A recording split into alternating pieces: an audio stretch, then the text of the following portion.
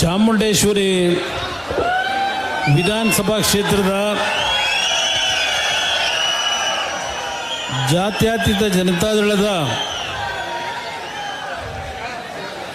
ಜನರೊಂದಿಗೆ ಜನತಾದಳ ಅಂತಕ್ಕಂಥ ಕಾರ್ಯಕ್ರಮದಲ್ಲಿ ಚಾಮುಂಡೇಶ್ವರಿ ಕ್ಷೇತ್ರದ ಎಲ್ಲ ನನ್ನ ಆತ್ಮೀಯ ತಂದೆ ತಾಯಂದಿರು, ಯುವಕ ಸ್ನೇಹಿತರು ಬೆಳಗ್ಗೆ 9 ಗಂಟೆಗೆ ಈ ಕಾರ್ಯಕ್ರಮದಲ್ಲಿ ಭಾಗವಹಿಸಿ ಈ ಒಂದು ಕಾರ್ಯಕ್ರಮವನ್ನು ಅತ್ಯಂತ ಯಶಸ್ವಿಯಾಗಿ ತಾವೆಲ್ಲರೂ ಇವತ್ತೇನು ಯಶಸ್ಸು ಕಂಡಿದ್ದೀರಿ. ಪ್ರಥಮವಾಗಿ ಎಲ್ಲ ನನ್ನ ತಂದೆ ತಾಯಂದಿರು, ಯುವಕ ಸ್ನೇಹಿತರಿಗೆ, ಅಲ್ಲಿ ಬೆಟ್ಟದಲ್ಲಿರ್ತಕ್ಕಂಥ ತಾಯಿ ಚಾಮುಂಡೇಶ್ವರಿಗೆ ಪ್ರಥಮವಾಗಿ ನನ್ನ ವಂದನೆಗಳನ್ನು, ಒಂದು ದೇವರ ಅನುಗ್ರಹವನ್ನು ತಮ್ಮೆಲ್ಲರಿಗೆ ನೀಡಲಿ ಅಂತಕ್ಕಂಥ ಪ್ರಾರ್ಥನೆಯನ್ನು ಸಲ್ಲಿಸ್ತಾ, ಅಲ್ಲಿ ಇರ್ತಕ್ಕಂಥ ತಾಯಿ ಚಾಮುಂಡೇಶ್ವರಿ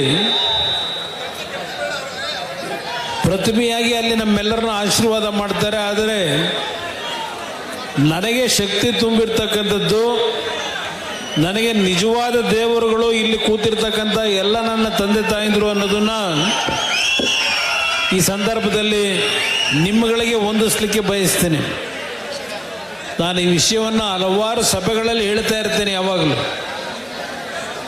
ಇವತ್ತು ನಮ್ಮ ಒಂದು ಪಕ್ಷಕ್ಕೆ ಶಕ್ತಿಯನ್ನು ತುಂಬಿದ್ರೆ ಅದು ಸನ್ಮಾನ್ಯ ದೇವೇಗೌಡರ ಕಾಲದಿಂದ ಲಕ್ಷಾಂತರ ಕಾರ್ಯಕರ್ತರುಗಳು, ನಿಮ್ಮಂಥ ನಿಷ್ಠಾವಂತ ಕಾರ್ಯಕರ್ತರೇನಿದ್ದೀರಿ, ನಿಮ್ಮಿಂದ ಈ ಒಂದು ಜನತಾದಳ ಇರ್ತಕ್ಕಂಥದ್ದು. ಇವತ್ತಿನ ಈ ಕಾರ್ಯಕ್ರಮದ ಯಶಸ್ಸಿಗೆ ವೇದಿಕೆ ಮೇಲೆ ಬಹಳ ಜನ ನಮ್ಮ ನಾಯಕರಿದ್ದಾರೆ. ನನಗೆ ಒಬ್ಬೊಬ್ಬರ ಹೆಸರನ್ನ ಹೇಳಲಿಕ್ಕೆ ಹೋದರೆ ಬಹುಶಃ ಸಾಯಂಕಾಲದವರೆಗೂ ಹೇಳಬೇಕಾಗ್ಬೋದು. ಅಷ್ಟು ಜನ ಇಲ್ಲಿ ನಮ್ಮ ಕಾರ್ಯಕರ್ತರಿದ್ದೀರಿ, ಮುಖಂಡರಿದ್ದೀರಿ. ಇವತ್ತು ಈ ಒಂದು ಕಾರ್ಯಕ್ರಮ 17ನೇ ತಾರೀಕು ನೆರವೇರಿಸ್ತೀವಿ ಅಂತಕ್ಕಂಥದ್ದನ್ನು ನನಗೆ ದೂರವಾಣಿ ಮುಖಾಂತರ ಸಾರಾ ಮಹೇಶ್ ಅವರು, ಹರೀಶ್ ಅವರು, ಅವರೆಲ್ಲರೂ ಕೂತು ಚರ್ಚೆ ಮಾಡಿ ನಮ್ಮ ಜಿಲ್ಲಾ ಘಟಕದ ಅಧ್ಯಕ್ಷರು ಅಶ್ವಿನ್ ಅವರು ಹಾಗೂ ಹಲವಾರು ನಮ್ಮ ನಾಯಕರುಗಳು, ಮಂಜೇಗೌಡರು, ಹೀಗೆ ಇವರೆಲ್ಲರೂ ಸೇರಿ ಇವತ್ತಿನ ಈ ಒಂದು ಕಾರ್ಯಕ್ರಮವನ್ನು ಇಲ್ಲಿ ಚಾಮುಂಡೇಶ್ವರಿ ಕ್ಷೇತ್ರದಲ್ಲಿ ಬಹುಶಃ ನಂಜನಗೂಡು ಒಂದು ಉಳಿದಿದೆ, ನಮ್ಮ ಜನರೊಂದಿಗೆ ಜನತಾದಳದ ಕಾರ್ಯಕ್ರಮವನ್ನು ಮಾಡಬೇಕಾದಂಥದ್ದು. 11 ವಿಧಾನಸಭಾ ಕ್ಷೇತ್ರಗಳಲ್ಲಿ ಇವತ್ತು 10ನೇ ಕಾರ್ಯಕ್ರಮ ಇಲ್ಲಿ ನಡೀತಾ ಇರ್ತಕ್ಕಂಥದ್ದು. ಈಗಾಗಲೇ ಬೆಂಗಳೂರಿನ, ಮೈಸೂರಿನ 3 ವಿಧಾನಸಭಾ ಕ್ಷೇತ್ರದಲ್ಲೂ ಅತ್ಯಂತ ಯಶಸ್ವಿಯಾಗಿ ಹಲವಾರು ನಮ್ಮ ಕಾರ್ಯಕರ್ತರುಗಳು, ನಮ್ಮ ನಗರ ಘಟಕದ ಅಧ್ಯಕ್ಷರಾಗಿರ್ತಕ್ಕಂಥ ಮಂಜು ಅವರು, ರವಿ ಅವರು, ಇವರೆಲ್ಲರೂ ಸೇರಿದ್ದಾರೆ. ಏಕೆಂದರೆ ಸೋಮು, ಈ ಹಲವಾರು ಜನ ಇದ್ದಾರೆ ಇಲ್ಲಿ. ಎಲ್ಲರ ಹೆಸರನ್ನ ಹೇಳಲಿಕ್ಕೆ ಹೋಗೋದಿಲ್ಲ, ಅನ್ಯತಾ ಭಾವಿಸಬೇಡಿ. ಆ ಒಂದು ಸಭೆಯನ್ನು ಮಾಡಿದ್ದೀರಿ.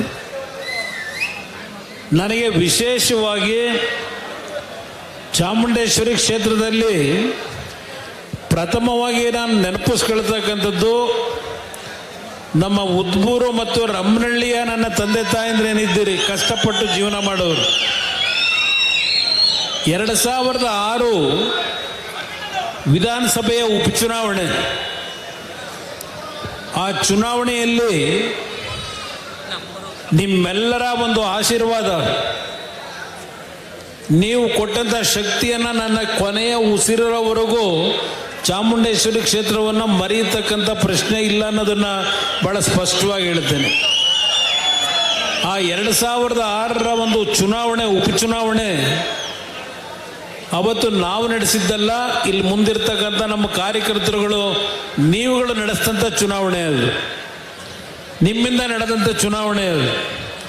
ಆ ಚುನಾವಣೆಯಲ್ಲಿ ಸ್ವಲ್ಪ ನಮ್ಮ ನಾಯಕರುಗಳು ತಪ್ಪುಗಳನ್ನು ಮಾಡದೆ ಪ್ರಾಮಾಣಿಕವಾಗಿ ಕೆಲಸ ಮಾಡಿದರೆ ಇವತ್ತು ಕರ್ನಾಟಕ ಈ ಒಂದು ಪರಿಸ್ಥಿತಿಗೆ ಬರ್ತಾ ಇರಲಿಲ್ಲ. ಅವತ್ತು ನಮ್ಮಲ್ಲಿ ಕೆಲವರು ಒಂದು ಸಣ್ಣ ಪುಟ್ಟ ಭಿನ್ನಾಭಿಪ್ರಾಯಗಳಲ್ಲಿ ಮೈ ಮರ್ತಿದ್ರಿಂದ ಆ ಚುನಾವಣೆ ಸೋತುವ ಹೊರತು ಚಾಮುಂಡೇಶ್ವರಿ ಕ್ಷೇತ್ರದ ನನ್ನ ತಂದೆ ತಾಯಂದಿರು ಯಾವುದೇ ಕಾರಣಕ್ಕೂ ನಮಗೆ ಸೋಲನ್ನು ಕೊಡಬೇಕು ಅಂತ ಇದ್ದವರಲ್ಲ. ಕೆಲವು ಸಣ್ಣ ಪುಟ್ಟ ನಮ್ಮ ತಪ್ಪುಗಳಿಂದಲೇ ಆದಂಥದ್ದು. ಅದೆಲ್ಲವನ್ನು ಸಾರ್ವಜನಿಕವಾಗಿ ನಾನು ಹೇಳಲಿಕ್ಕೆ ಹೋಗೋದಿಲ್ಲ. ಆದರೆ ಆ ಒಂದು 2006ನೇ ಇಸ್ವಿಯಿಂದ ಚಾಮುಂಡೇಶ್ವರಿ ಕ್ಷೇತ್ರಕ್ಕೂ ನನಗೂ ಯಾವುದೋ ಒಂದು ರೀತಿಯ ಅನ್ಯೋನ್ಯವಾದಂಥ ಸಂಬಂಧ ನಮ್ಮ ಹೃದಯದಲ್ಲಿ ಇಟ್ಕೊಂಡಿದ್ದೇನೆ ಅಂತಕ್ಕಂತ ಹೇಳ್ತೇನೆ. ನನ್ನನ್ನು ನೀವು ನಿಮ್ಮ ಕುಟುಂಬದ ಒಬ್ಬ ಮಗನೋ ಅಣ್ಣನೋ ತಮ್ಮನೋ ಅಂತಕ್ಕಂಥ ರೀತಿಯಲ್ಲಿ ಇಲ್ಲಿಯವರೆಗೆ ಏನು ಚಾಮುಂಡೇಶ್ವರಿ ಕ್ಷೇತ್ರದ ಜನತೆ ನೀವು ನಮ್ಮನ್ನು ಕಾಪಾಡಿದ್ದೀರಿ. ನಿಮ್ಮ ಶಕ್ತಿಯನ್ನ ನಿಮಗೆ ದಾರೆ ಎರೆಯತಕ್ಕಂಥದ್ದನ್ನ ಇಲ್ಲಿಯವರೆಗೂ ನಾನೇನು ಮಾಡಿದ್ದೇನೆ, ಮುಂದೆಯೂ ಸಹ ನಿಮ್ಮ ಈ ಒಂದು ಪ್ರೀತಿ ವಿಶ್ವಾಸವನ್ನು ಯಾವುದೇ ಕಾರಣಕ್ಕೂ ಚ್ಯುತಿ ಬರದೇ ಇರತಕ್ಕಂಥ ರೀತಿಯಲ್ಲಿ ನಿಮ್ಮ ಜೊತೆಯಲ್ಲಿ ಇರ್ತೇನೆ ಅಂತಕ್ಕಂಥದ್ದನ್ನ ಇವತ್ತು ಈ ಸಂದರ್ಭದಲ್ಲಿ ತಮ್ಮ ಮುಂದೆ ನಾನು ತಿಳಿಸ್ಲಿಕ್ಕೆ ಬಯಸ್ತಾ ಇದ್ದೇನೆ. ಚಾಮುಂಡೇಶ್ವರಿ ಕ್ಷೇತ್ರದಲ್ಲಿ ಅಭಿವೃದ್ಧಿ ಕಾರ್ಯಕ್ರಮಗಳು ಅಂತಕ್ಕಂಥದ್ದು ನಾನು ಆಕಸ್ಮಿಕವಾಗಿ ಮುಖ್ಯಮಂತ್ರಿ ಆದಾಗ ಈ ಒಂದು ಕ್ಷೇತ್ರದಲ್ಲಿ ಹಿಂದೆ ರಾಜ್ಯದ ಉಪಮುಖ್ಯಮಂತ್ರಿಗಳಾಗಿ ಈಗ ಮುಖ್ಯಮಂತ್ರಿಗಳೇನಿದ್ದಾರೆ ಅವರು ಮಾಡಿದ್ದಕ್ಕಿಂತ ಅಭಿವೃದ್ಧಿಗಿಂತಲೂ ಹೆಚ್ಚಿನ ರೀತಿಯಲ್ಲಿ ಈ ಚಾಮುಂಡೇಶ್ವರಿ ಕ್ಷೇತ್ರದ ಅಭಿವೃದ್ಧಿಗೆ ಕೊಡುಗೆಯನ್ನು ನಾನಿದ್ದಂಥ ಕಡಿಮೆ ಅವಧಿಯ ಆಡಳಿತದಲ್ಲಿ ಕೊಟ್ಟಿದ್ದೇನೆ ಅಂತಕ್ಕಂಥದ್ದನ್ನು ನಿಮ್ಮ ಋಣವನ್ನು ತೀರಿಸಲಿಕ್ಕೆ ಪ್ರಯತ್ನ ಪಟ್ಟಿದ್ದೇನೆ ಅಂತಕ್ಕಂಥದ್ದನ್ನು ಈ ಸಂದರ್ಭದಲ್ಲಿ ಸ್ಮರಿಸ್ಕೊಳ್ಳಿಕ್ಕೆ ಬಯಸ್ತಾ ಇದ್ದೇನೆ. ಇವತ್ತು ಹಲವಾರು ಭಾಗದಲ್ಲಿ ಹಳ್ಳಿಗಳಿಗೆ ಕುಡಿಯೋ ನೀರಿರಲಿಲ್ಲ, ನಿರಂತರವಾಗಿ ಗೆಲ್ಲಿಸಿದ್ರಿ.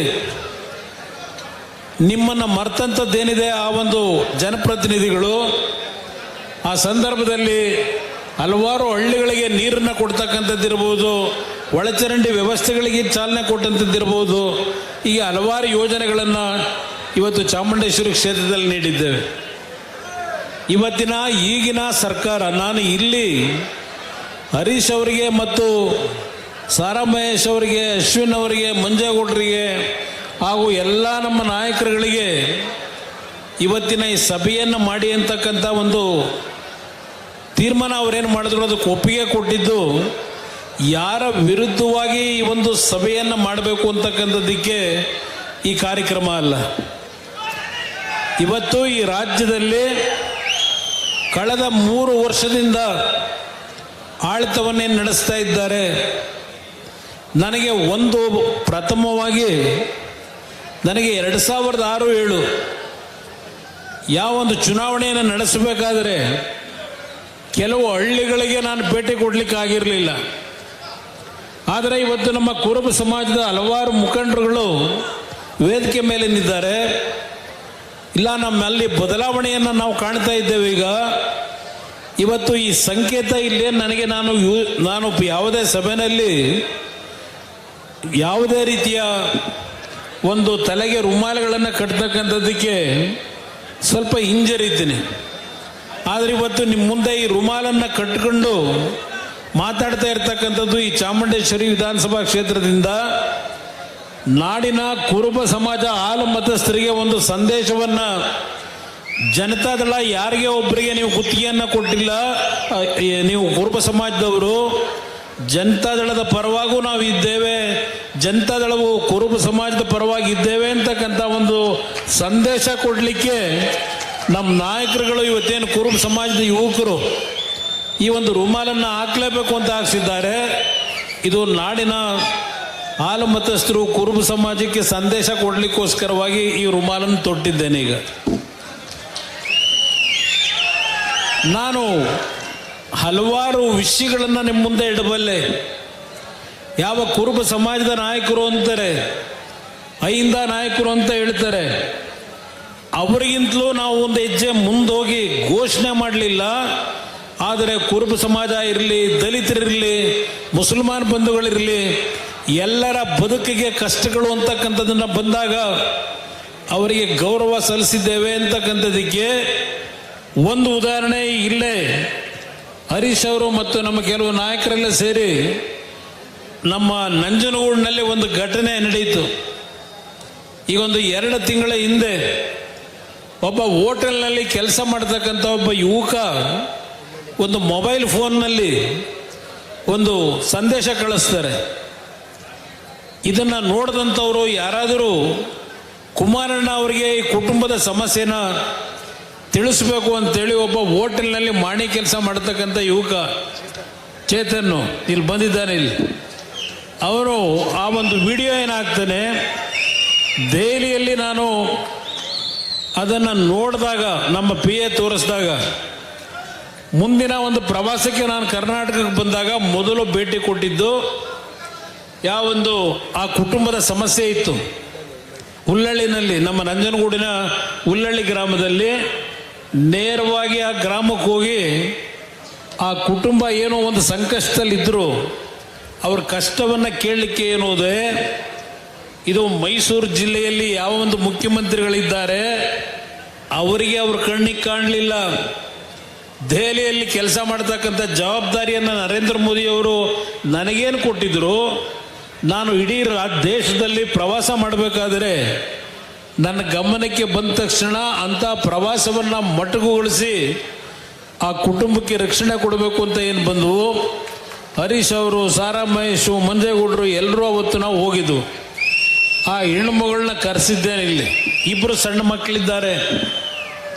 ಆ ಹೆಣ್ಣುಮಗಳು ಕಿಡ್ನಿ ಪೇಷಂಟು.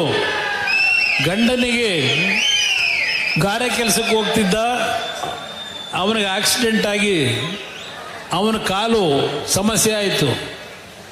ಈ ಹೆಣ್ಣುಮಗಳು ಮಲಗಿದ್ದಾಳೆ. ಅವ್ರ ಮನೆಗೆ ಹೋದರೆ ಆ ತಂದೆ ತಾಯಂದರು ಅವ್ರನ್ನ ಸಾಕಬೇಕು.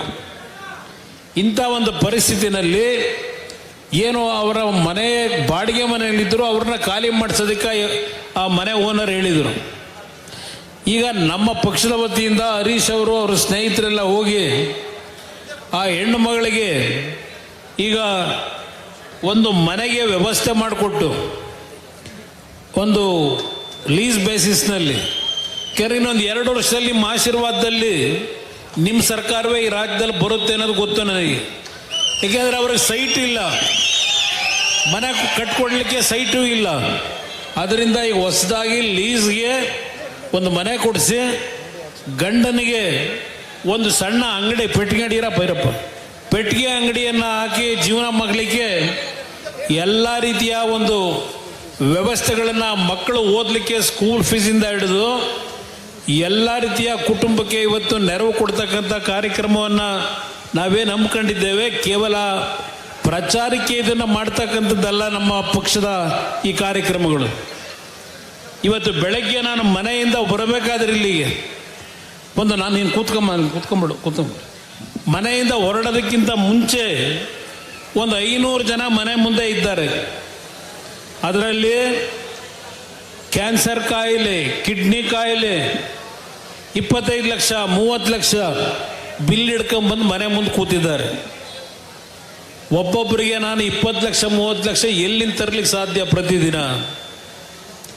ಇವತ್ತು ಸರ್ಕಾರದವ್ರು ಹೇಳ್ತಾರೆ ನಾವು ಇವತ್ತು ಗೃಹಲಕ್ಷ್ಮಿ ಯೋಜನೆ ಪುಕ್ಕಟ್ಟೆ ಬಸ್ ಕೊಟ್ಟಿದ್ದೇವೆ, ಇವತ್ತು ಪುಕ್ಕಟ್ಟೆ ಕರೆಂಟ್ ಕೊಟ್ಟಿದ್ದೇವೆ, ಜನ ನೆಮ್ಮದಿಯಿಂದಿದ್ದಾರೆ ಅಂತಕ್ಕಂಥ ಒಂದು ಗುಂಗಲ್ಲಿದ್ದಾರೆ.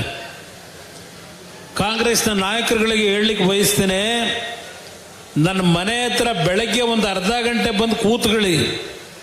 ಈ ರಾಜ್ಯದ ಜನರ ಬದುಕೇನಾಗಿದೆ ಅಂತಕ್ಕಂಥದ್ದನ್ನ ಚಿತ್ರಣ ನೀವು ಕಾಣ್ಬೋದು, ಸತ್ಯವನ್ನು. ಇದನ್ನು ಕಾಂಗ್ರೆಸ್ ನಾಯಕರಿಗೆ ನಾನು ಹೇಳಲಿಕ್ಕೆ ಬಯಸ್ತಾ ಇದ್ದೇನೆ.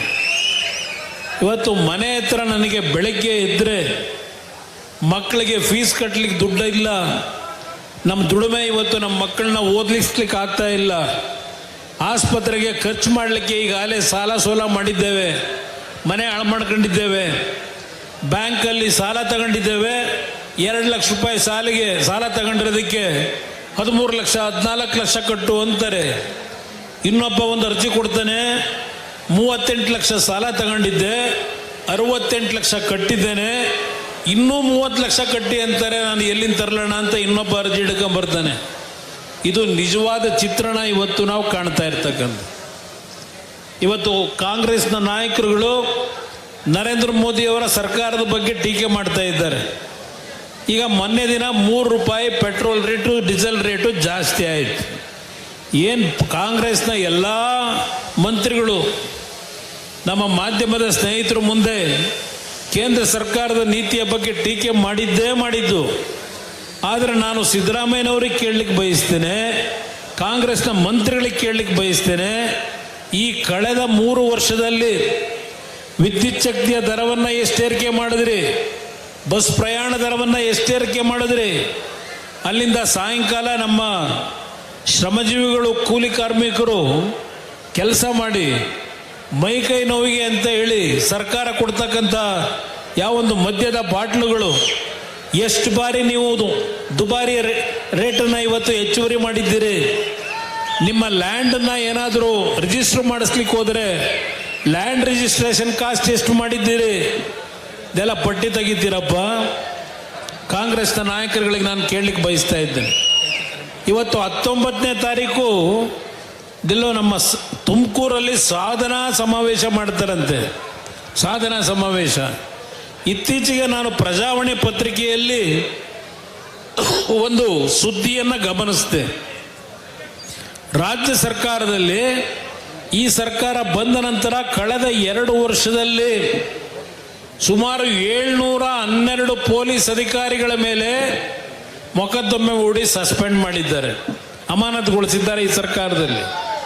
ಯಾರು ಆ ಪೊಲೀಸ್ ಅಧಿಕಾರಿಗಳು? ಎಲ್ಲ ಪಿಕ್ ಪ್ಯಾಕೆಟ್ ಮಾಡೋರಿಗೆ ಬೆಂಬಲ ಕೊಡೋರು, ಅವರೇ ನಿಂತು ಮನೆ ದರೋಡೆ ಮಾಡಿಸೋರು. ಇಂಥ ಅಧಿಕಾರಿಗಳನ್ನ ಇವತ್ತು ಈ ಸರ್ಕಾರದಲ್ಲಿ ಇಟ್ಕೊಂಡಿದ್ದಾರೆ. ಈಗ 712 ಜನ ಮೇಲೆ ಆಕ್ಷನ್ ಏನು ತಗೊಂಡಿದ್ದಾರೆ.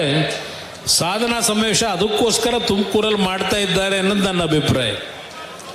ನೀವು ಮೈಸೂರು ಜಿಲ್ಲೆಯಲ್ಲೇ ನೋಡಿದ್ದೀರಿ, ಇಲ್ವಾಲ್ದ ಹತ್ರ ಈ ಒಂದು 5-6 ವರ್ಷದಿಂದ ಇರಬೇಕು, ಪೊಲೀಸ್ ಅಧಿಕಾರಿಗಳೇ ಸೇರಿ ಯಾರೋ ಒಬ್ಬ ಚಿನ್ನದ ವ್ಯಾಪಾರಿ, ನಾನು ಇಲ್ಲಿರ್ತಕ್ಕಂಥ ಅಧಿಕಾರಿಗಳಿಗೆ ನಿಮ್ಮೆಲ್ಲರ ಮೇಲೂ ದೋಷ ಕೊಡಲ್ಲ, ಈ ಸರ್ಕಾರ ಯಾವ ರೀತಿ ನಡೀತಿದೆ ಅನ್ನೋದಕ್ಕೆ ನಾನು ಹೇಳ್ತಾ ಇದ್ದೇನೆ ನಮ್ಮ ಪೊಲೀಸ್ ಅಧಿಕಾರಿಗಳಿಗೆ. ಇಲ್ಲಿ ಇಲ್ವಾಲ್ದ ಹತ್ರ ಒಂದು ಬಸ್ನಲ್ಲಿ ಚಿನ್ನ ಮಾರಾಟ ಮಾಡ್ತಕ್ಕಂಥ ವ್ಯಾಪಾರಿ 3 ಕೋಟಿ ದುಡ್ಡು ಇಟ್ಕೊಂಡು ಹೋಯ್ತಾ ಇದ್ದ ಬಸ್ಸಲ್ಲಿ.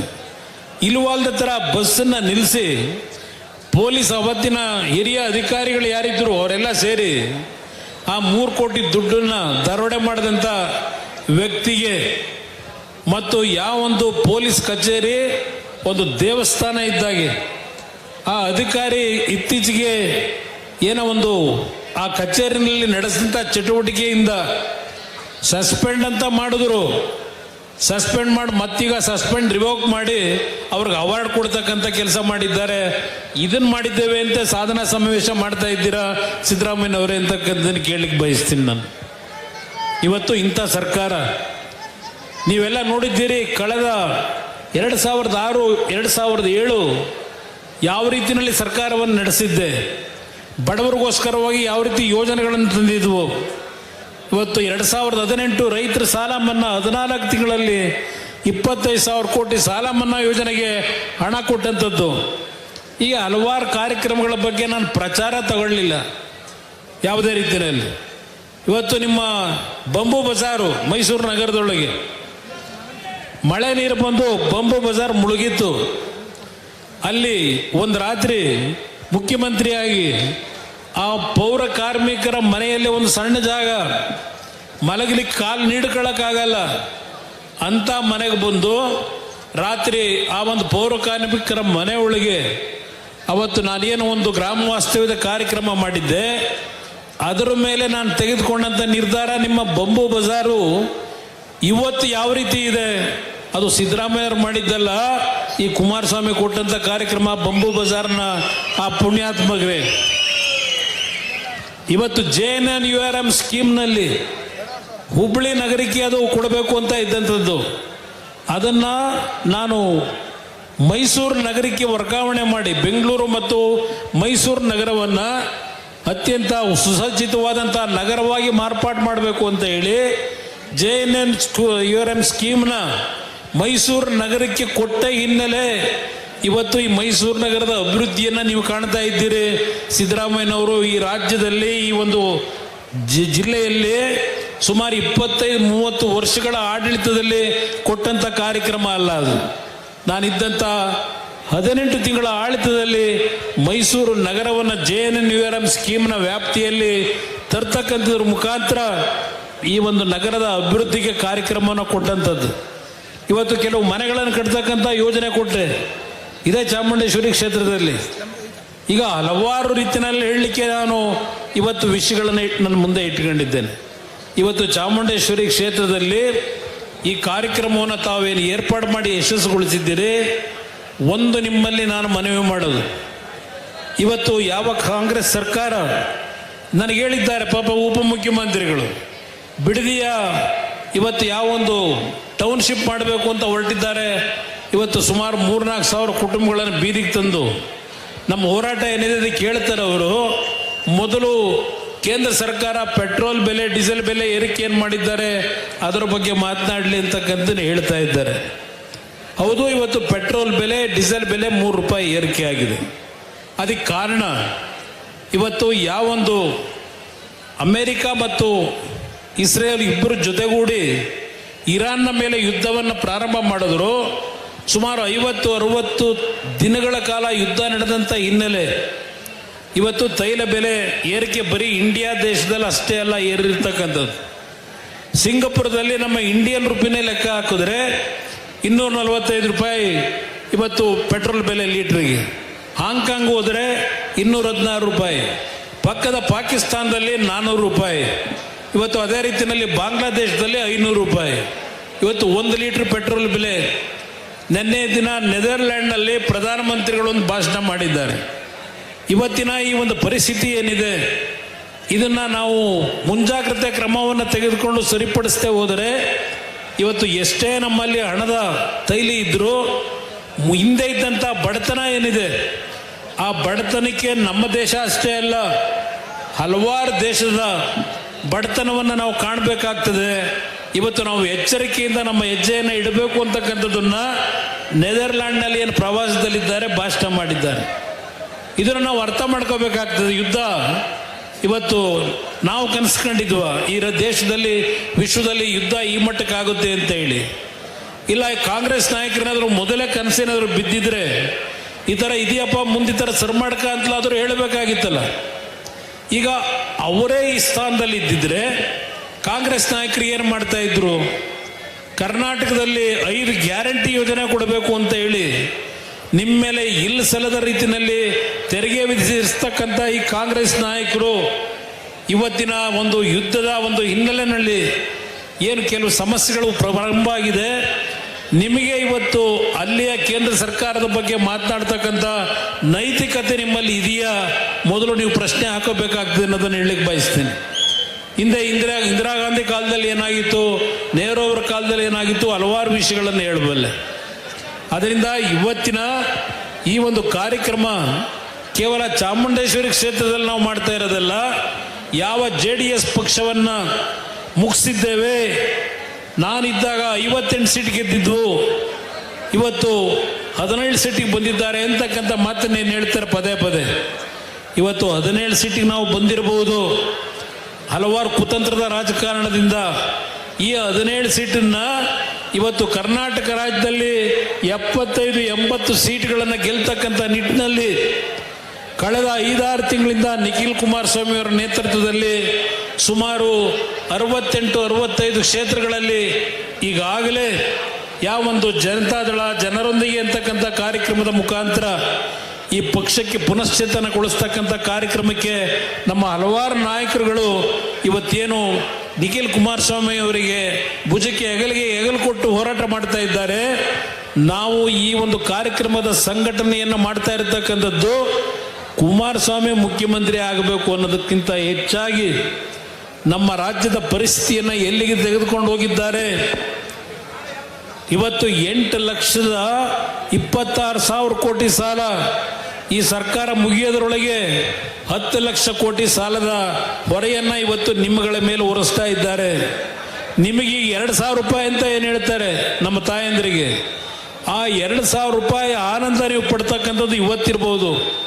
ಆದರೆ ಇವತ್ತು ನಿಮ್ಮಗಳ ಮೇಲೆ, ಇವತ್ತು ಒಬ್ಬೊಬ್ಬರ ತಲೆಯ ಮೇಲೆ 1 ಲಕ್ಷದ ಸಾಲದ ಹೊರೆ ಇದೆ. ಈಗ ಆ ಸಾಲ ತೀರಿಸಬೇಕಾದರೆ ನಿಮ್ಮ ಜೋಬಕ್ಕೆ ಕೈ ಹಾಕ್ತಾರೆ ಸರ್ಕಾರ ಮಾಡೋರು. ಇದನ್ನು ಇವತ್ತು ತಾವು ಜ್ಞಾಪಕ ಮಾಡ್ಕೋಬೇಕಾಗ್ತದೆ. ಇವತ್ತು ನಾನು ಒಂದು ಚಾಮುಂಡೇಶ್ವರಿ ಕ್ಷೇತ್ರದ ಜನತೆಯಲ್ಲಿ ಮನವಿ ಮಾಡೋದು, ಇವತ್ತು ಎಂಥ ಸಂದಿಗ್ಧ ಪರಿಸ್ಥಿತಿಗಳಲ್ಲೂ ಈ ಪಕ್ಷವನ್ನು ಗೆಲ್ಲಿಸಿ ಕಳಿಸ್ಕೊಟ್ಟಿದ್ದೀರಿ. ಸತತವಾಗಿ ಕಳೆದ 3 ಚುನಾವಣೆಯಲ್ಲೂ 2013ರಿಂದ 2023ರವರೆಗೂ ತಾವು ಈ ಒಂದು ಕ್ಷೇತ್ರದಿಂದ ಜನತಾದಳವನ್ನು ಆಶೀರ್ವಾದ ಏನು ಮಾಡಿದ್ದೀರಿ. ಇವತ್ತು ನಿಮ್ಮಲ್ಲಿ ಕೈ ಜೋಡಿಸಿ ಮನವಿ ಮಾಡ್ತಕ್ಕಂಥದ್ದು 2028 ಜನತಾದಳ ಇವತ್ತು ನಿಮ್ಮ ಪಕ್ಷ, ನೀವು ಬೆಳೆಸಿರ್ತಕ್ಕಂಥ ಪಕ್ಷ. ಈ ಪಕ್ಷವನ್ನು ಗೆಲ್ಲಿಸ್ತಕ್ಕಂಥದ್ದು ನಿಮ್ಮಗಳ ಜವಾಬ್ದಾರಿ. ಇದನ್ನು ಇವತ್ತು ಹೇಳಲಿಕ್ಕೋಸ್ಕರವಾಗಿ ನಾನು ಈ ಸಭೆಯಲ್ಲಿ ಭಾಗವಹಿಸಿದ್ದೇನೆ. ಈಗಾಗಲೇ ನಿಖಿಲ್ ಕುಮಾರಸ್ವಾಮಿ ಅವರ ನೇತೃತ್ವದಲ್ಲಿ ಏನು ಸಭೆಗಳು ನಡೆದಿದೆ, ನಾನು ಯಾವುದೇ ಕಾರ್ಯಕ್ರಮಗಳಿಗೆ ಹೋಗಿರಲಿಲ್ಲ. ವಿಶೇಷವಾಗಿ ಚಾಮುಂಡೇಶ್ವರಿ ಕ್ಷೇತ್ರಕ್ಕೆ ನಾನಿವತ್ತು ಈ ಕಾರ್ಯಕ್ರಮದಲ್ಲಿ ಬಂದು ನಿಮ್ಮ ಮುಂದೆ ನಿಂತಿರಲಿಕ್ಕೆ ಕಾರಣ, ನೀವು ನನಗೆ ಕಳೆದ 20 ವರ್ಷದಿಂದ ಮನೆಯ ಮಗನಾಗಿ ಪ್ರೀತಿಯಿಂದ ಏನು ಕಂಡಿದ್ದೀರಿ. ಇವತ್ತು ರಮ್ಮನಹಳ್ಳಿಗೆ ಜಾತ್ರೆಗೆ ನಾನು ಬಂದ್ರೆ ಮಹೋತ್ಸವಕ್ಕೆ ಊರೇ ಸೇರಿ ನನಗೆ ನೀವು ಕೊಡ್ತಕ್ಕಂಥ ಸ್ವಾಗತ ನಾನು ಎಂದೂ ಸಹ ರಮ್ಮನಹಳ್ಳಿಯ ಜನತೆಯನ್ನು ಮರೀಲಿಕ್ಕೆ ಸಾಧ್ಯ ಇಲ್ಲ. ಇವತ್ತು ಆ ರೀತಿ ಬೆಳೆಸ್ಕೊಂಡಿದ್ದೀನಿ. ನಾನು ಒಂದು ಹಳ್ಳಿಯ ಬಗ್ಗೆ ಹೇಳಲ್ಲ, ಹಲವಾರು ಹಳ್ಳಿಗಳು ನಾನು ಬಂದಂಥ ಸಂದರ್ಭದಲ್ಲಿ ಯಾವ ರೀತಿ ನನಗೆ ಪ್ರೀತಿ ಕೊಟ್ಟಿದ್ದೀರಿ. ಯಾರು ಸಹ ಅನ್ಯತಾ ಭಾವಿಸಬೇಡಿ. ಈ ಚಾಮುಂಡೇಶ್ವರಿ ಕ್ಷೇತ್ರ ಜನತಾದಳದ ಭದ್ರಕೋಟೆ ಅಂತಕ್ಕಂಥದ್ದನ್ನ ತಾವು ನಿರೂಪಿಸಿದ್ದೀರಿ. ಇದು ವ್ಯಕ್ತಿಯಿಂದ ಆಗಿರ್ತಕ್ಕಂಥದ್ದಲ್ಲ. ಈ ಕ್ಷೇತ್ರ ಕಳೆದ 3 ವರ್ಷಗಳಲ್ಲಿ ನಾವು ನಿರಂತರವಾಗಿ ಗೆದ್ದಿದ್ರೆ ವ್ಯಕ್ತಿಯಿಂದ ಅಲ್ಲ ಗೆದ್ದಿರ್ತಕ್ಕಂಥದ್ದು. ಈ ಕ್ಷೇತ್ರದ ನನ್ನ ಪುಣ್ಯಾತ್ಮ ತಂದೆ ತಾಯಂದರು, ನನ್ನ ಕಾರ್ಯಕರ್ತರು ನೀವೇನಿದ್ದೀರಿ, ಈ ಗೆಲುವು ನಿಮಗೆ ಸೇರಬೇಕಾಗ್ತದೆ ಅಂತಕ್ಕಂಥದ್ದು ನನ್ನ ಅಭಿಪ್ರಾಯ. 2028 ಸಹ ನನಗೆ ವಿಶ್ವಾಸ ಇದೆ. ಇವತ್ತು ಜನತಾದಳ ಚಾಮುಂಡೇಶ್ವರಿ ಕ್ಷೇತ್ರದಲ್ಲಿ ಅತ್ಯಂತ ಹೆಚ್ಚಿನ ನಿಮ್ಮಗಳ ಆಶೀರ್ವಾದದಲ್ಲಿ ಬಹುಮತದಲ್ಲಿ ಬರ್ತಕ್ಕಂಥದ್ರಲ್ಲಿ ನನಗೆ ಯಾವುದೇ ಸಂಶಯವನ್ನು ನಾನು ಇಟ್ಕೊಂಡಿಲ್ಲ. ಇವತ್ತು ನಮ್ಮ ಯುವಕರಾಗಿ ಹರೀಶ್ ಅವರು ಒಂದು ಸಂಘಟನೆಯನ್ನು ಏನು ಮಾಡ್ತಾ ಇದ್ದಾರೆ, ಮಹೇಶ್ ಅವರ ಮಾರ್ಗದರ್ಶನದಲ್ಲಿ ಇವತ್ತು ಈ ಕ್ಷೇತ್ರದಲ್ಲಿ ಯಾವುದೇ ರೀತಿಯ ಗೊಂದಲಕ್ಕೆ ಅವಕಾಶ ಮಾಡಿಕೊಳ್ಳಲ್ಲ. ಗೊಂದಲದ ಅವಶ್ಯಕತೆ ಇಲ್ಲ. ನನಗೆ ಗೊತ್ತಿದೆ ಏನು ತೀರ್ಮಾನ ಮಾಡಬೇಕು ಅಂತ ಹೇಳಿ. ಇವತ್ತು ನಾವು ನಾಯಕರುಗಳೆಲ್ಲ ಕೂತು ನಮ್ಮ ಕಾರ್ಯಕರ್ತರುಗಳ ಭಾವನೆಗಳೇನಿದೆ ಇದೆಲ್ಲವನ್ನ ಅರ್ಥ ಮಾಡ್ಕೊಂಡಿದ್ದೇವೆ. ಅದರ ಆಧಾರದ ಮೇಲೆ ಚಾಮುಂಡೇಶ್ವರಿ ಕ್ಷೇತ್ರ ಯಾವುದೇ ಒತ್ತಡಗಳಿಗೆ ಮಣಿಯತಕ್ಕಂಥ ಪ್ರಶ್ನೆ ಇಲ್ಲ. ಬಹಳ ಸೂಕ್ಷ್ಮವಾಗಿ ಹೇಳ್ತೇನೆ, ಯಾವುದೇ ಒತ್ತಡಗಳಿಗೆ ಮಡಿದೆ ನನ್ನ ಕಾರ್ಯಕರ್ತರಿಗೆ ಅಗೌರವ ಏನಾಗಿದೆ ಆ ಅಗೌರವವನ್ನು ಸರಿಪಡಿಸಲಿಕ್ಕೆ ನಿಮ್ಮಗಳ ಭಾವನೆಗೆ ಗೌರವ ಕೊಟ್ಟು ಈ ಕ್ಷೇತ್ರವನ್ನು ಪುನಃ ಜನತಾದಳದ ಭದ್ರಕೋಟೆ ಅಂತಕ್ಕಂಥದ್ದನ್ನು ನಿರೂಪಿಸ್ತಕ್ಕಂಥದ್ದಕ್ಕೆ ನಿಮ್ಮ ಮುಂದೆ ಒಂದು ಸಂದೇಶ ಕೊಡಲಿಕ್ಕೆ ಇವತ್ತು ನಿಮ್ಮ ಮುಂದೆ ಬಂದು ನಿಂತಿದ್ದೇನೆ. ಯಾವುದೇ ರೀತಿಯ ಗೊಂದಲಕ್ಕೊಳಗಾಗಬೇಡಿ. ಇವತ್ತು ನಿಷ್ಠಾವಂತ ಕಾರ್ಯಕರ್ತರುಗಳು ನನಗೆ ಅವಶ್ಯಕತೆ ಇದೆ. ಮುಂದಿನ ದಿನಗಳಲ್ಲಿ ಈ ರಾಜ್ಯದಲ್ಲಿ ಜನತೆಯ ಭಾವನೆಗಳು ಏನಿದೆ ಅನ್ನೋದನ್ನು ಅರ್ಥ ಮಾಡ್ಕೊಂಡಿದ್ದೇನೆ. ಇವತ್ತು ಯಾವ ಒಂದು ಕಾಂಗ್ರೆಸ್ ಪಕ್ಷದ ಬಗ್ಗೆ ಜನತೆ ನಂಬಿ 133 ಸೀಟನ್ನು ಕೊಟ್ಟಿದ್ದು 138 ಏನೋ ಕೊಟ್ಟಿದ್ದಾರೆ. ಇವತ್ತು ಯಾವ 3 ವರ್ಷದಿಂದ ಜನತೆಯ ಸಮಸ್ಯೆಗಳಿಗೆ ಗಮನ ಕೊಡದೆ ಕೇವಲ ಒಂದು ಮುಖ್ಯಮಂತ್ರಿಯ ಕುರ್ಚಿಗೋಸ್ಕರವಾಗಿ ಇವತ್ತೇನು ನಡೀತಾ ಇದೆ ಅವರ ಆಟಗಳು, ಡ್ರಾಮಾ, ಅದು ನಡೆಸ್ಕೊಳ್ಳಿ. ಅವರು ಇನ್ನೇನು ಮುಗಿತಾ ಬಂತು ಆ ಡ್ರಾಮಾ, ಕೊನೆಯ ಹಂತಕ್ಕೆ ಬಂದಿದೆ. ಇವತ್ತು ಉದಾಹರಣೆಗೆ ಮಂಡ್ಯ ಮತ್ತು ಆ ಕೆಲವು ಭಾಗದ ರೈತರಿಗೆ ಯಾವೊಂದು ನೀರನ್ನು 2ನೇ ಬೆಳೆಗೆ ಕೊಡ್ತಾ ಇದ್ರು, ಇವತ್ತು ಅಂಥ ಒಂದು ಪರಿಸ್ಥಿತಿ ಇಲ್ಲ. ಈಗ ಈ ಸರ್ಕಾರದಲ್ಲಿ ಯಾವ KRSನಿಂದ 2 ಬೆಳೆಗೆ ನೀರು ದೊರಕ್ತಾ ಇತ್ತು, ಇವತ್ತು 1 ಬೆಳೆ ಕೊಟ್ಟು ನಿಲ್ಲಿಸಿದ್ದಾರೆ. ಇವತ್ತು ರೈತರ ಬದುಕು ನಾನು ನೆನ್ನೆ ದಿನ ಇವತ್ತು ಏನೋ ನೆನ್ನೆನೋ ಪೇಪರಲ್ಲಿ ಓದ್ತಾ ಇತ್ತು. ನಮ್ಮ ಚಾಮುಂಡೇಶ್ವರಿ ಕ್ಷೇತ್ರದ ದೂರ ಗ್ರಾಮದಲ್ಲಿ ಮೊನ್ನೆ ಬಿದ್ದಂಥ ದೊಡ್ಡ ಮಟ್ಟದ ಮಳೆಯಿಂದ ಹಲವಾರು ರೀತಿಯ ಒಂದು ತೊಂದರೆಗಳಾಗಿರ್ತಕ್ಕಂಥದ್ದನ್ನು ಒಂದು ಪತ್ರಿಕೆಯಲ್ಲಿ ನಾನು ಬೆಳಗ್ಗೆ ಬರಬೇಕಾದ್ರೆ ಓದ್ತಾ ಇದ್ದೆ. ಅದೇ ರೀತಿಯಲ್ಲಿ ಹಲವಾರು ಹುಣಸೂರು ಭಾಗ ಇರ್ಬೋದು, ಹಲವಾರು ಭಾಗದಲ್ಲಿ ಇವತ್ತು ಯಾವೊಂದು ಅಕಾಲಿಕ ಮಳೆ, ಕೆಲವು ಭಾಗದಲ್ಲಿ ಬಿರುಗಾಳಿಯನ್ನು ಒಳಗೊಂಡಂಥ ಮಳೆಯಿಂದ ಹಲವಾರು ರೀತಿಯ ಸಮಸ್ಯೆಗಳು, ಬೆಳೆದಂಥ ಬೆಳೆ ನಷ್ಟ ಏನಾಗಿದೆ, ಈ ಸರ್ಕಾರದಲ್ಲಿ ಆ ಬೆಳೆ ನಷ್ಟ ಏನಾಗಿದೆ ಅಂತಕ್ಕಂಥದ್ದನ್ನು ಹೋಗಿ ಕನಿಷ್ಠ ಸೌಜನ್ಯಕ್ಕೆ ರೈತರಿಗೆ ಒಂದು ಧೈರ್ಯ ಹೇಳ್ತಕ್ಕಂಥ ಕೆಲಸವನ್ನು ಈ ರಾಜ್ಯದ ಯಾವ ಮಂತ್ರಿಗಳು ಇವತ್ತು ಮಾಡದೇ ಇರತಕ್ಕಂಥದ್ದನ್ನು ನೋಡ್ತಾ ಇದ್ದೀರಿ. ಇವತ್ತು ಒಂದು ನಿಜವಾದಂಥ ಸರ್ಕಾರ ತರಲಿಕ್ಕೆ ಇಲ್ಲಿ ಮುಂದಿನ ಒಂದು ಮೈತ್ರಿಯ ಒಂದು ಸರ್ಕಾರದಲ್ಲಿ ಒಂದು ಜನಪರವಾದಂಥ ಕಾರ್ಯಕ್ರಮಗಳು, ಜನತೆಯ ಭಾವನೆಗಳಿಗೆ ಇವತ್ತು ಯಾವ ರೀತಿಯ ಯೋಜನೆಗಳನ್ನು ತರಬೇಕು ಅಂತ ಒಂದು ಸರ್ಕಾರವನ್ನು ತರಲಿಕ್ಕೆ ಏನು ನಮ್ಮ ಶ್ರಮವನ್ನು ಹಾಕ್ತಾ ಇದ್ದೇವೆ. ಇವತ್ತು ನಾನು ಕೇಂದ್ರ ಸರ್ಕಾರದಲ್ಲಿ ಪ್ರಧಾನಮಂತ್ರಿಗಳ ನೇತೃತ್ವದಲ್ಲಿ ಮಂತ್ರಿ ಏನಿದ್ದೇನೆ, ವಿಶ್ವೇಶ್ವರಯ್ಯ ಸ್ಟೀಲ್ ಪ್ಲ್ಯಾಂಟ್ ಮೈಸೂರಿನ ಮಹಾರಾಜರು ಪ್ರಾರಂಭ ಮಾಡಿದಂಥ ಭದ್ರಾವತಿಯ ವಿಶ್ವೇಶ್ವರಯ್ಯ ಸ್ಟೀಲ್ ಪ್ಲ್ಯಾಂಟನ್ನು ಸದ್ಯದಲ್ಲೇ ಸುಮಾರು 5,000 ಕೋಟಿ ವೆಚ್ಚದಲ್ಲಿ ಪ್ರಾರಂಭ ಮಾಡ್ತಾ ಇದ್ದೇವೆ. ಈಗಾಗಲೇ ಅದಕ್ಕೆ ಚಾಲನೆ ಕೊಟ್ಟಿದ್ದೇನೆ. ಅದೇ ರೀತಿಯಲ್ಲಿ ಬೆಂಗಳೂರು ನಗರದಲ್ಲಿರ್ತಕ್ಕಂಥ HMT ಕಾರ್ಖಾನೆ ಒಂದು ಕಾಲದಲ್ಲಿ ಭಾಳ ದೊಡ್ಡ ಮಟ್ಟದಲ್ಲಿ ಸುಮಾರು 25,000 ಕುಟುಂಬಗಳಿಗೆ ಕೆಲಸ ಕೊಟ್ಟಂಥ ಕಾರ್ಖಾನೆ ಅದು. ಇವತ್ತು ಅದನ್ನು ಸಂಪೂರ್ಣವಾಗಿ ನಾಶ ಮಾಡಿದರು. ಅದಕ್ಕೂ ಇವತ್ತೊಂದು ಹೊಸ ಜೀವ ಕೊಡ್ತಕ್ಕಂಥ ಕೆಲಸಕ್ಕೇನು ಕೈ ಹಾಕಿದ್ದೇನೆ. ಪ್ರಧಾನಮಂತ್ರಿಗಳು ಆಶೀರ್ವಾದ ಮಾಡಿದ್ದಾರೆ. ಅದಷ್ಟೇ ಅಲ್ಲ, ಇವತ್ತು ಶ್ರೀರಂಗಪಟ್ಟಣ ಮತ್ತು ನಮ್ಮ ಶೆಟ್ಟಿಹಳ್ಳಿ ಭಾಗದಲ್ಲಿ ಒಂದು ಏರೈ ಅಂತಕ್ಕಂಥ ಒಂದು ಸೆಂಟರ್ನ ತೆಗಿಬೇಕು ಅಂತಕ್ಕಂಥದ್ದು ಏನು ಯೋಜನೆಯನ್ನು ಪ್ರಾರಂಭ ಮಾಡ್ತಾ ಇದ್ದೇವೆ. ಟೆಸ್ಟಿಂಗ್ನ ಕಾರ್ಯಕ್ರಮ ಅದು.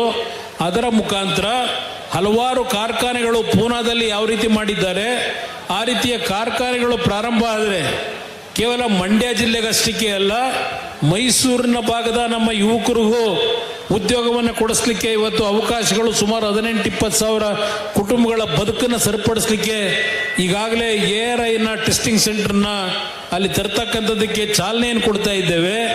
ಇವತ್ತು ನಮಗೆ ಸಿಕ್ಕಿರ್ತಕ್ಕಂಥ ಒಂದು ಅವಧಿಯಲ್ಲಿ ಈ ರಾಜ್ಯ ಸರ್ಕಾರ ಎಷ್ಟು ನಮಗೆ ಬೆಂಬಲ ಕೊಡ್ತಾರೋ ಇನ್ನೂ ಗೊತ್ತಿಲ್ಲ ನನಗೆ.